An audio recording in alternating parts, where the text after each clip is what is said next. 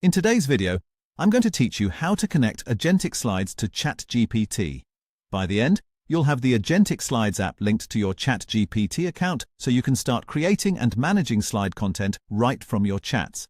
Start by opening ChatGPT on your desktop. Look to the bottom left corner of the screen for your profile icon. Click that and in the menu that appears, choose Settings.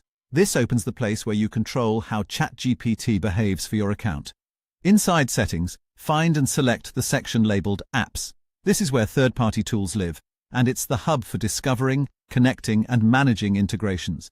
If you don't see an Apps section, make sure you're signed into the correct account and that your ChatGPT version supports apps. A quick refresh of the page can also help if the option doesn't appear right away. Next, click Explore Apps or Add More, depending on what your interface shows. This takes you to the app gallery. At the top, you'll see a search field. Click into that search bar and type Agentic Slides. Give it a second to load results, then select the Agentic Slides listing to open its details page. On the app page, click Connect. ChatGPT will guide you through any on-screen prompts that appear. These prompts can vary, but typically you'll be asked to review what the app can do and to grant permission so the integration can work correctly. Take a moment to read those details so you know exactly what you're enabling. If the app asks you to confirm access, simply proceed by following the instructions provided on screen.